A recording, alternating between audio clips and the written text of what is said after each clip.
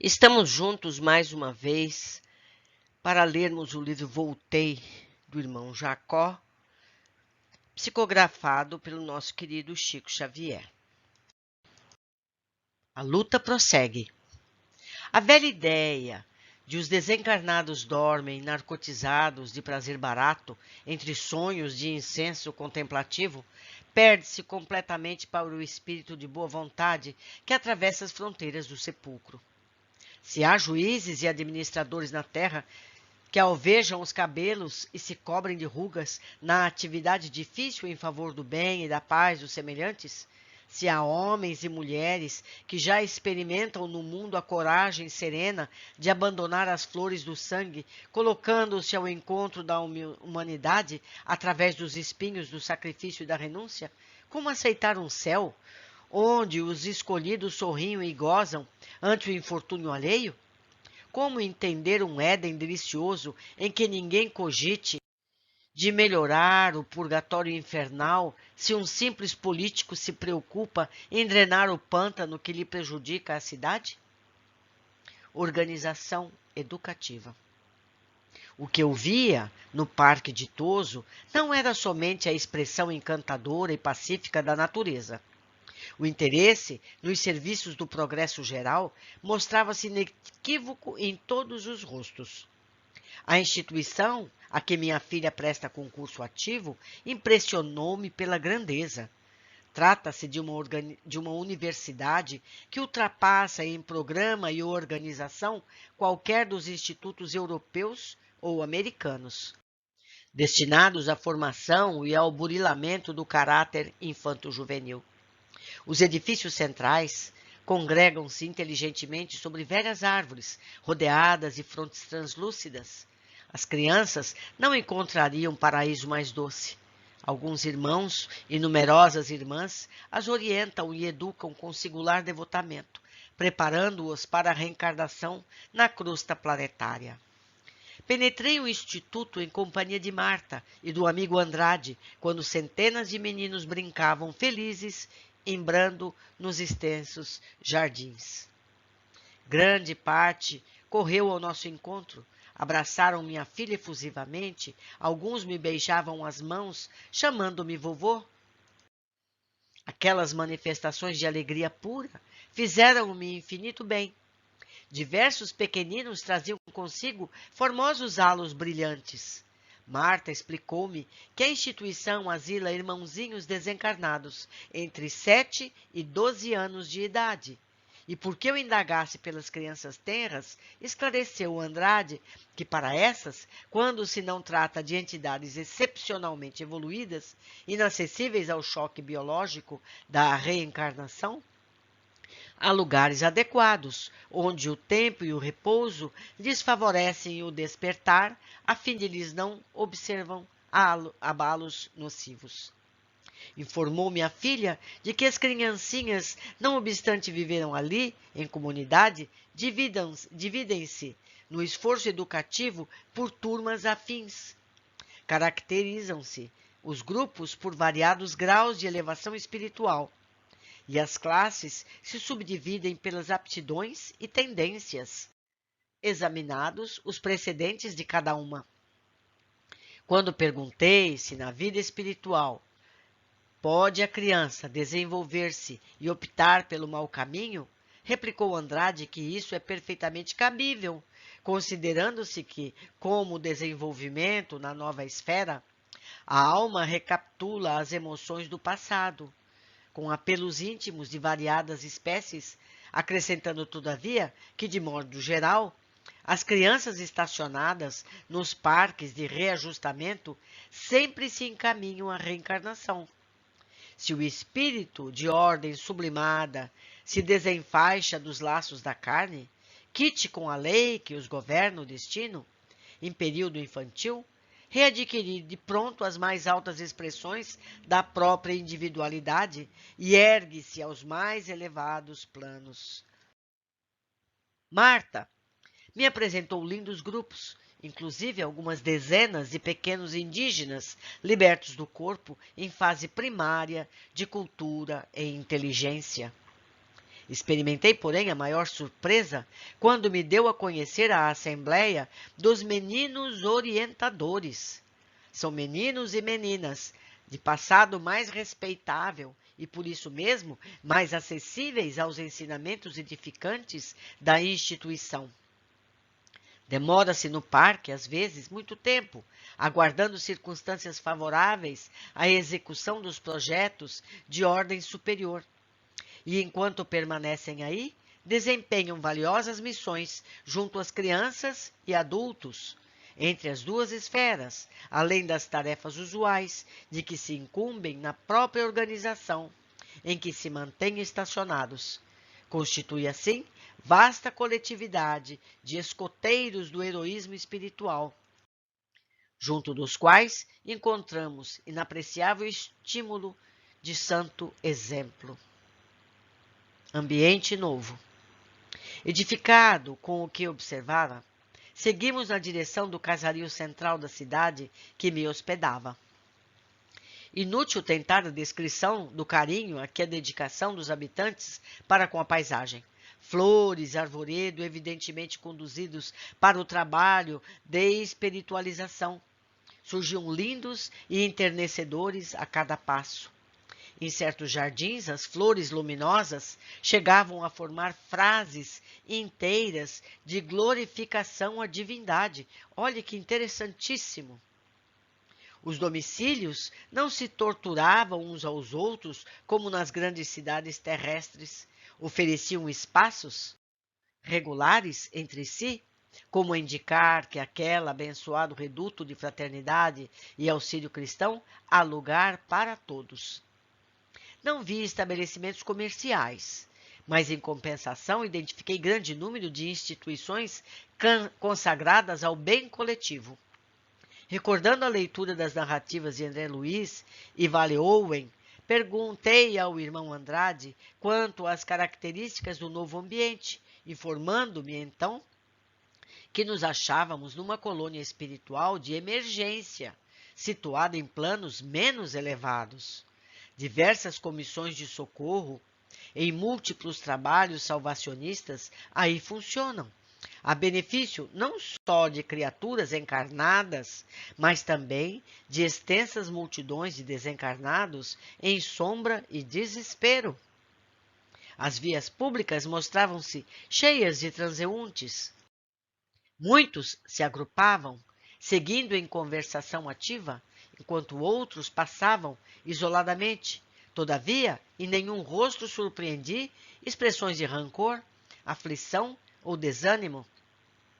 A irritação parecia não ter acesso ali, naquele domínio de tranquilidade construtiva.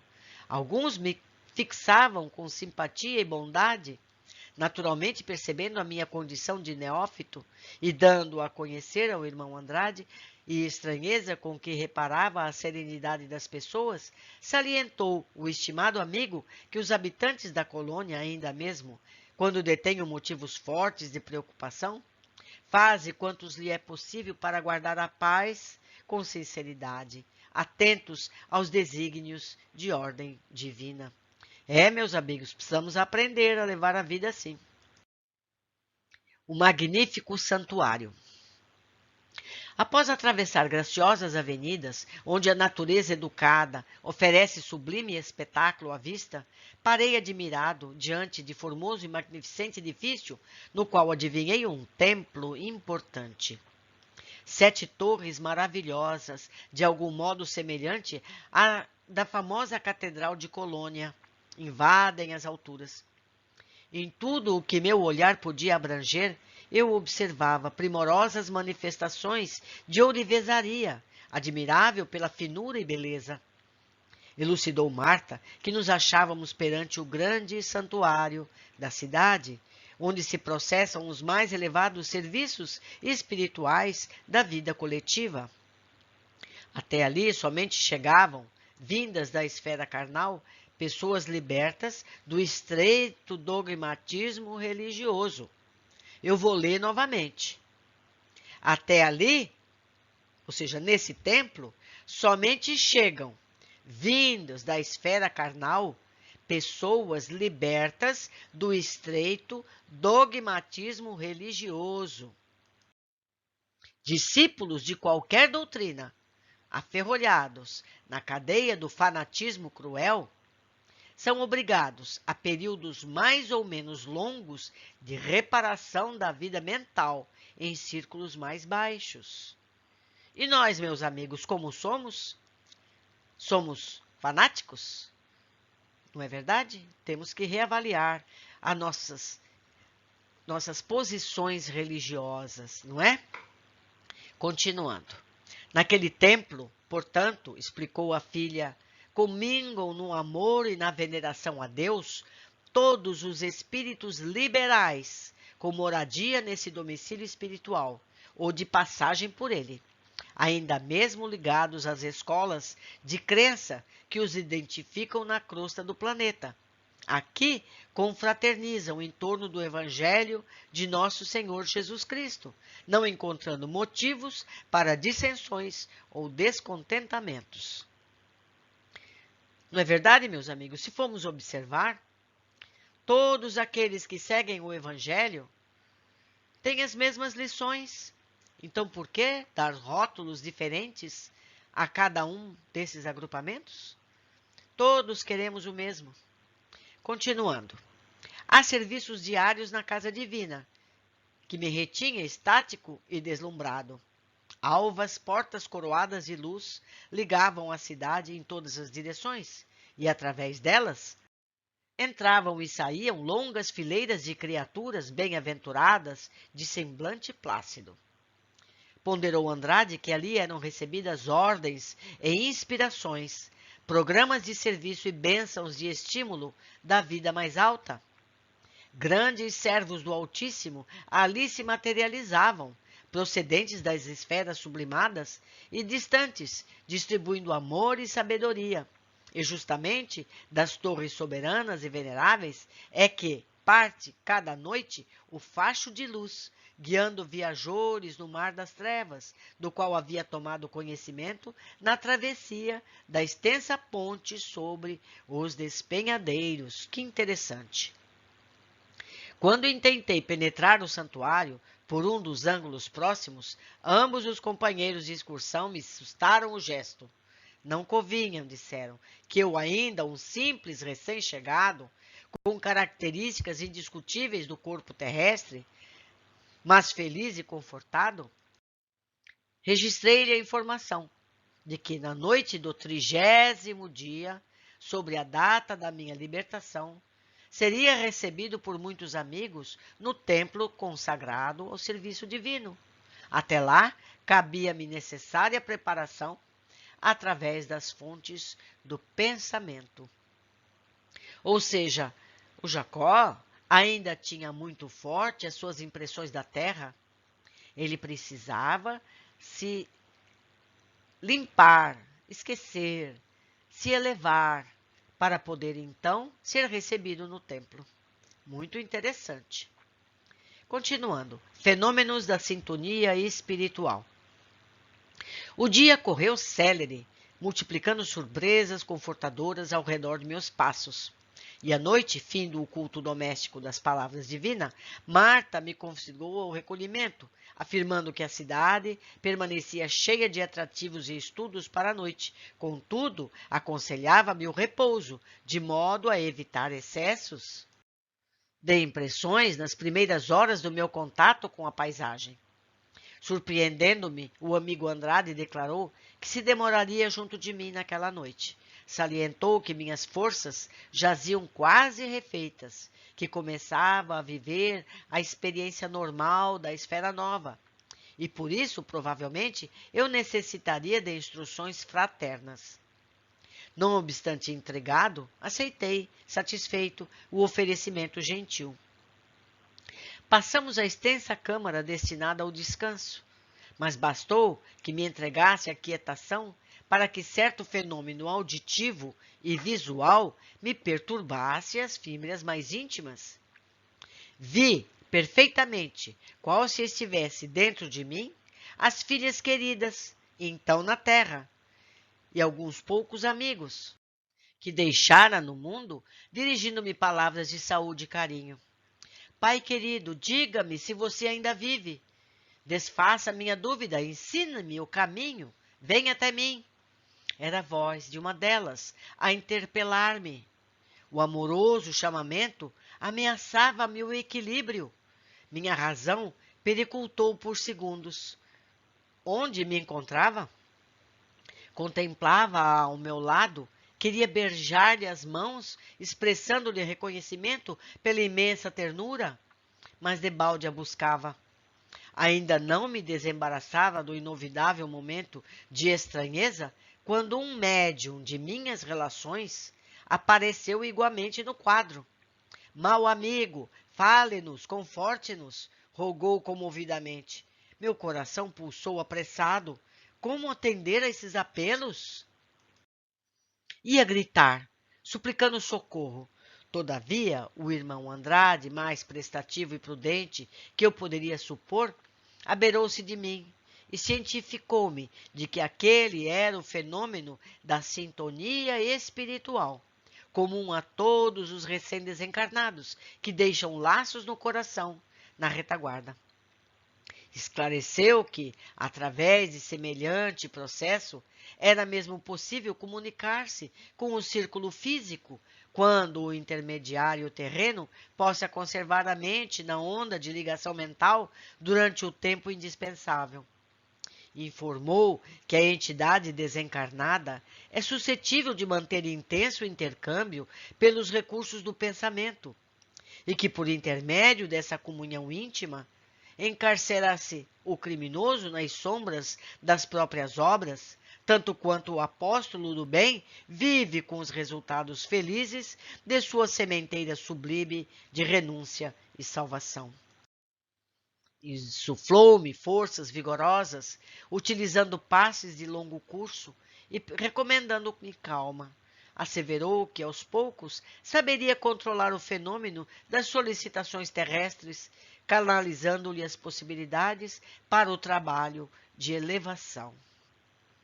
Meus amigos, eu quero aproveitar esta oportunidade para que a gente se responsabilize um pouco mais com relação àqueles nossos familiares que desencarnam.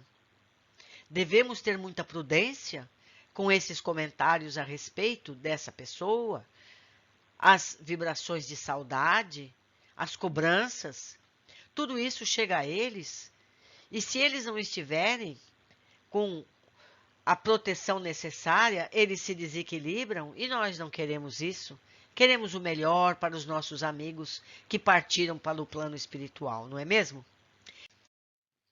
Entre companheiros. É imenso consolo pensar que a morte não interrompe o trabalho sadio e edificante. Os ideais nobres possuem suas verdadeiras raízes na vida espiritual.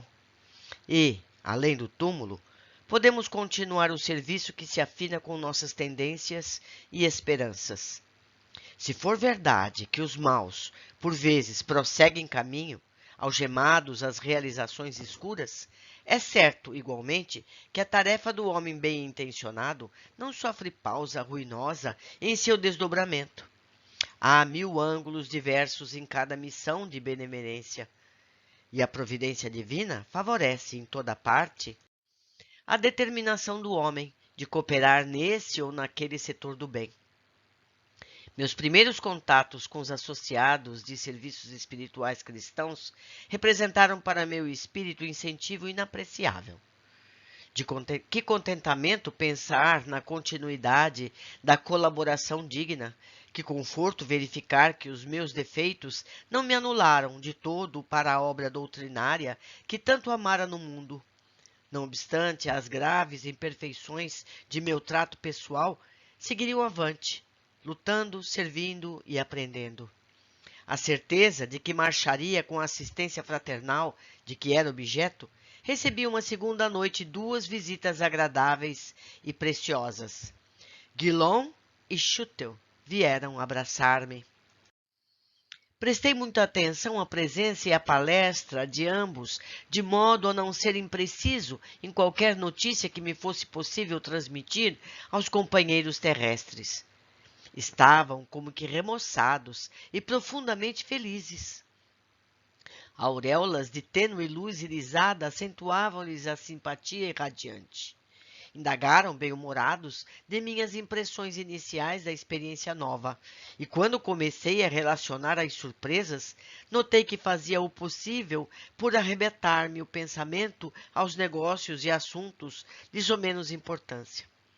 Schutel mencionou o júbilo com que se entrega ao serviço de sua rica sementeira em Matão e falou das bênçãos que continua recolhendo na vida espiritual com tanto entusiasmo que, francamente, lhe invejei a posição íntima.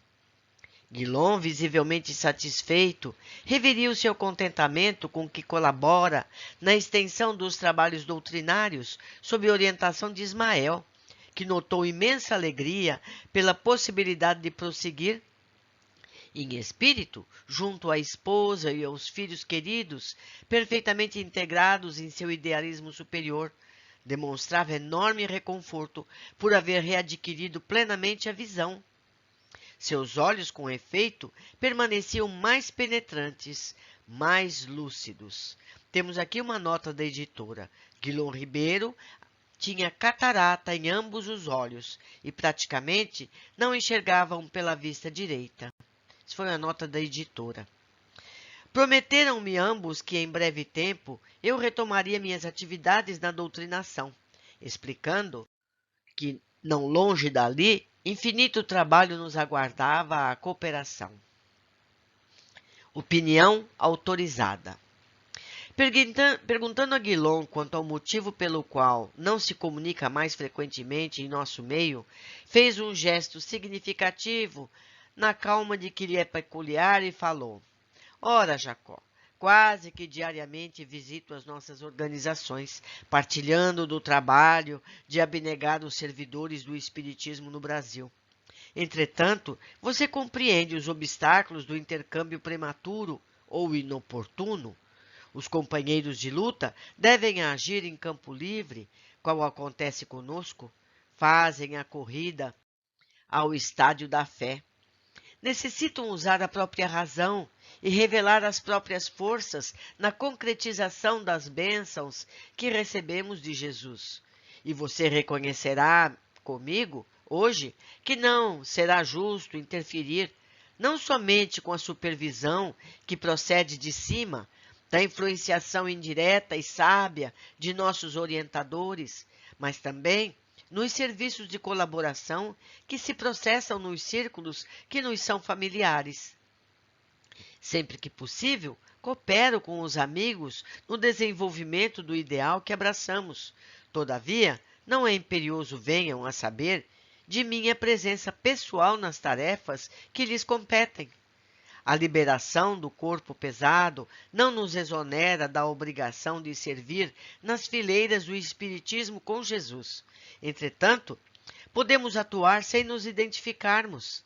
Não faltam meios para a ação sem barulho, mas mais substancial e mais proveitosa. Atentos quanto devemos estar à vitória da ideia cristã, e não ao prevalecimento indébito e provisório de nossos pontos de vista. O concurso do Brasil na obra de cristianização do mundo é muito mais importante que parece, e nessa bendita contribuição há lugar para todos os servos do Evangelho. Embora as divergências naturais na interpretação dos textos sagrados, estamos diante de agigantado esforço de educação, cuja grandeza, nem de leve, podemos apreciar, por enquanto. Assim, é conveniente utilizarmos os recursos ao nosso alcance, em benefício da fraternidade geral, com sadio e gradativo entendimento da verdade e do máximo bem.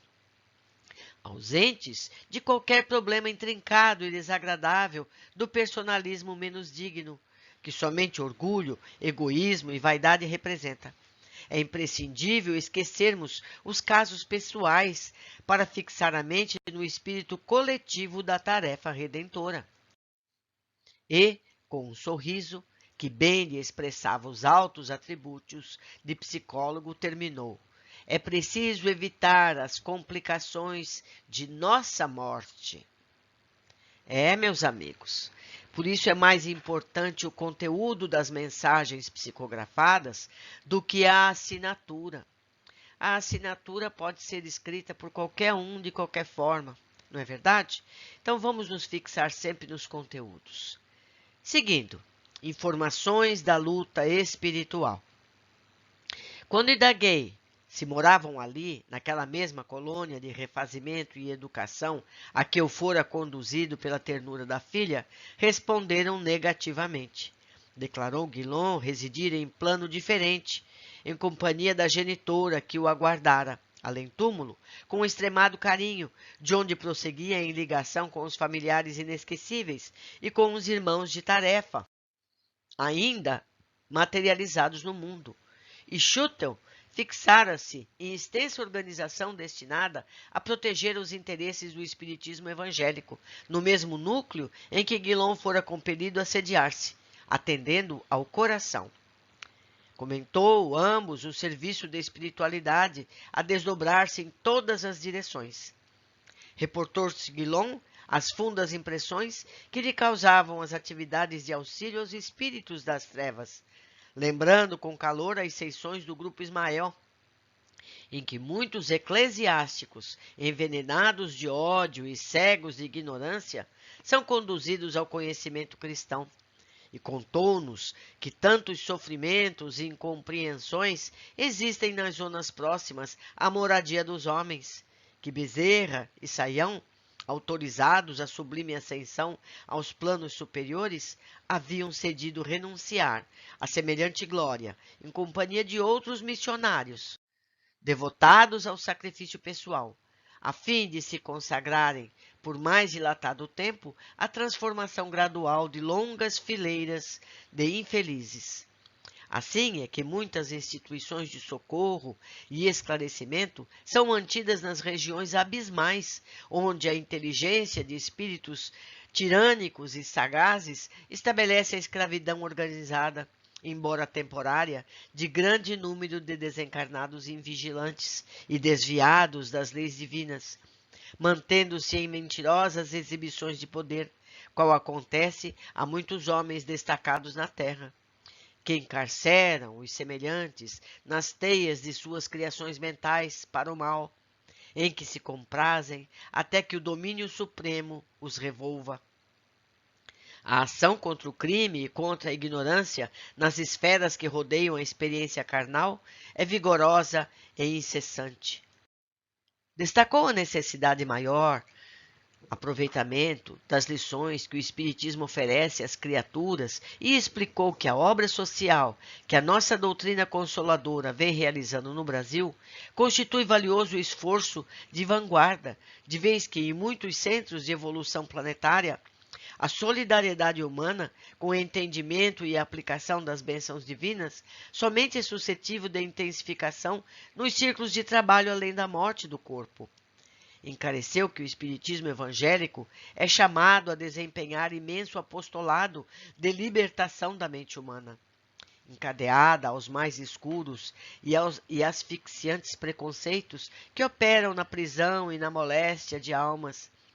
Salientou que não vale morrer sem a regeneração íntima, porque ninguém avança um palmo no caminho da eternidade sem luz própria. Daí continuar acreditando que o maior serviço prestado à doutrina é, ainda, a da própria conversão ao infinito bem. Os fenômenos que costumam preceder a mudança das atitudes mentais no terreno das convicções, outra finalidade não traz senão a de sacudir a consciência, despertando-a para a responsabilidade ante as leis universais. Com a perda do instrumento da carne, não havíamos penetrado um sistema de acesso indiscriminado ao reino divino, e sim no esforço de extensão desse reino na terra mesmo. Agora que nos achávamos em outra região vibratória do planeta, poderíamos aquilatar a extensão da luta. Era tão comum renascer na matéria física quanto morrer nela. E se a paisagem das esferas felizes era uma realidade atingível, não é menos imperiosa e verdadeira a obrigação de nos aprimorarmos a fim de merecê-las. Quando o homem compreender a grandeza da vida e da retidão da justiça, então o quadro terrestre se modificará, orientando-se invariavelmente para o bem supremo. Bonito, né, amigos? Mas vamos adiante. Noite divina. Finda a palestra instrutiva e longa, Guilom e Schutel convidaram-me a visitar o rio junto deles. O irmão Andrade, que me seguia de perto, consultado por meu olhar interrogativo, aqueceu prontamente. A excursão ser-me-ia proveitosa e não me perturbaria o refazimento. Acompanhar-nos-ia com prazer. Despedi-me de Marta pela primeira vez após haver ingressado na experiência nova. E em me afastando do ambiente doméstico acolhedor, fui surpreendido pela paisagem encantadora. Algumas centenas de crianças brincavam sobre as venerandas árvores do parque amplamente tocado de luz. Muitas delas traziam a fronte coroada de auréolas sublimes e brilhantes. Cantavam com alegria, mas no fundo daquele júbilo com que davam as mãos umas às outras, em graciosos cordões, quais coros de anjos, repontava a manifesta saudade das feições terrenas, porque os versos formosos e cristalinos falavam da ternura das mães distantes. As melodias simples e doces casavam-se aos raios das estrelas que fulguravam em torno da lua crescente. Para as mães angustiadas dos círculos terrenos, existem aqui filhinhos inquietos e saudosos. Carros fulgurantes, muito diversos do que conhecemos no mundo, adornados de flores radiosas, passavam não muito além, celeremente, talvez em busca de esferas próximas. As torres do santuário cintilavam sob o firmamento tranquilo. Pusemo-nos a caminho, confiado na generosidade dos que me assistiam, ousei formular uma interrogação que procurava calar desde o princípio. Guilom, exclamei hesitante, você sabe que sempre dediquei amor e veneração a Bittencourt Sampaio. Onde estará ele? Poderei encontrá-lo? Informou-me o companheiro que o nosso respeitável amigo colabora na supervisão do espiritismo evangélico, em plano superior, adiantado, porém que provavelmente seria Bittencourt, o mensageiro de amizade que viria de mais alto trazer-me as boas-vindas na noite da minha recepção no grande templo. Reconfortado e feliz, decidi esperar. Já foi informado que seria aos 30 dias do desencarne que ele seria recebido no maravilhoso templo.